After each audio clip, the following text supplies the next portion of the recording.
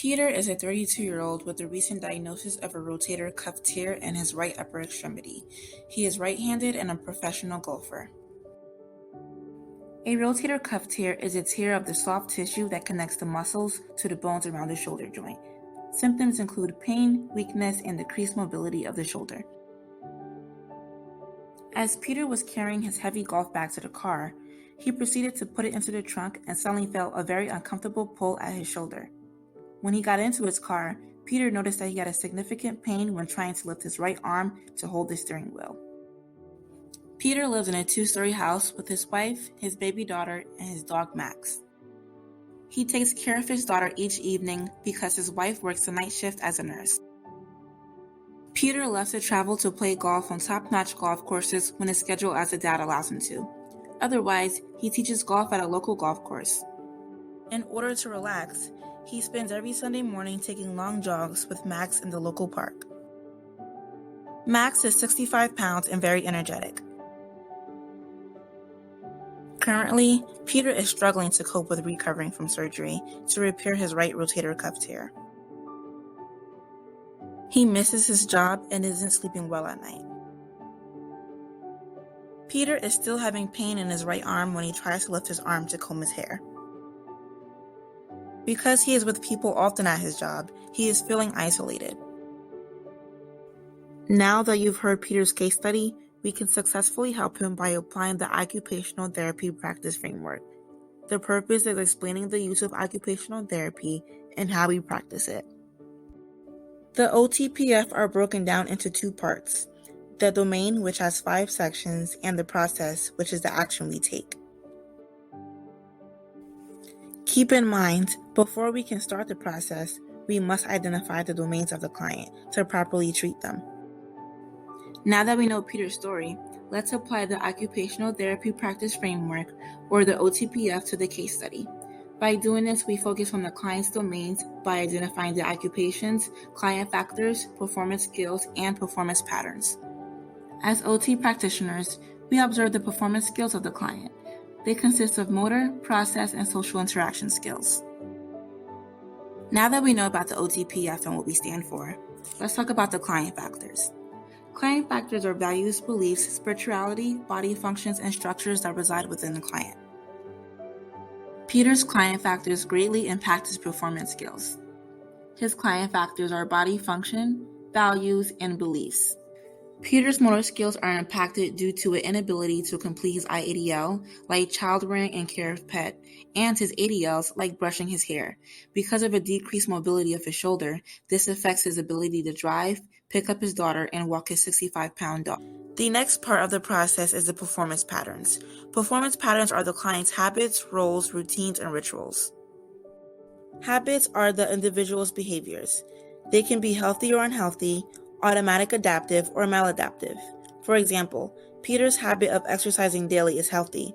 However, his shoulder injury led to a temporary unhealthy habit that led him to decrease his daily exercise. Routines are sequence occupations in the person's daily life. Peter has a shared routine with his wife that consists of him taking care of their daughter every evening for her to go to work. Roles are different behaviors that's expected from society and defines the person. Peter's roles are being a father, husband, professional golfer, and coach. Rituals are symbolic actions that can be spiritual, cultural, or social meaning. Examples can be holidays or prayer. It's important to identify meaningful occupations for each client. According to the OTPF, occupations are IADLs, ADLs, health management, rest and sleep, education, play, social participation, leisure, and work. Because Peter is active, the occupation that's mostly affected is his health management, specifically physical activity. He enjoys being active, whether it includes his job being a coach, walking his dog Max, or playing golf during his leisure time. We talked about the domain section of the OTPF book, but what about the process section? The process describes the actions we take when providing services for the client. We could do this by creating an activity analysis. The purpose of an activity analysis is to identify the needs for the activity that a client wants to do. For example, we need to know the client factors, performance skills, temporal, and physical environment. Okay, it's recap time. We discussed the OTPF's domains and process, so let's connect it to Peter. Based on the info we went over, we know that Peter loves golf, social interaction, and does walks with his dog Max as a form to relax in his leisure time. The activity analysis is including the simplest form of the activity. In Peter's case, it's golf. Occupational therapy professionals use modifications for the loss of the skill that cannot be performed. Peter's client factors is his value of family, beliefs that exercising is important, and body function of his shoulder injury. Due to his client factors, his performance and motor skills are limited and decreased in his social interaction skills. Peter's activity analysis includes his occupation of playing golf, which is in the area of health management and physical activity. The physical context is usually performed at golf courses or the park.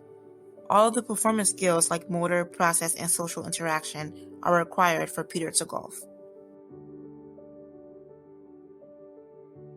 Contexts are broken down into two sections, physical and personal.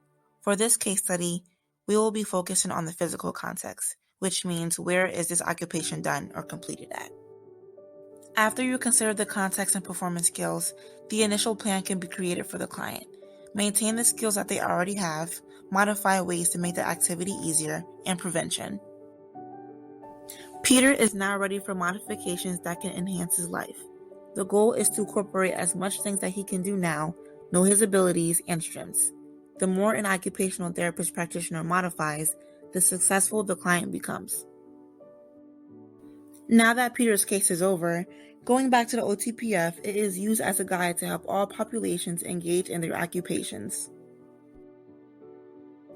Before doing anything, having Peter stretch daily will cause the shoulder to work more effectively, increase range of motion, and decrease stiffness. As his OTA, having him do TheraBand shoulder abduction and flexion exercises can be a great start. A modification of playing board games is a combination of social interaction and fine motor skills. Besides Peter needing to strengthen his shoulder, he should still maintain his fine motor skills of his weaker arm. I'd also want him to work on his shoulder strength and endurance, starting off with doing light exercises that isn't done towards or with pain, and moderately increasing the exercises. Exercising isn't the only factor when creating modifications for the client.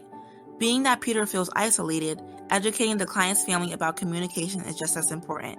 Having a person that Peter can talk to can enhance his mental and emotional wellness and improve his social interaction skills. Using adaptive devices benefits the client. In Peter's case, he is unable to comb his hair efficiently. Using a long-handled comb can help Peter limit lifting of his shoulder. As OT professionals, we should connect modifications towards the client's meaningful occupation. Since Peter enjoys being active and misses golf, modifying his home into a miniature golf course is a creative way to have the client improve his shoulder and have fun with it. Most importantly, remind the client that it takes time. Understand that clients can get frustrated with how they're feeling. As Peter's OTA, I'd remind him that in due time his shoulder will show improvement in order to go back to his daily routine and normal activities of daily living. Prevention and safety precautions while working with any type of injury is essential. Some injuries could return, so it's important that modifications are done when the patient is ready. As an OTA, I want Peter to work on his shoulder until comfort and not pain. In due time, Peter will return to his normal routine. His client factors are his beliefs of being physically active, values of his family, and body function of his shoulder will improve. He will get to drive without feeling pain as his shoulder will heal, improving his motor performance skills.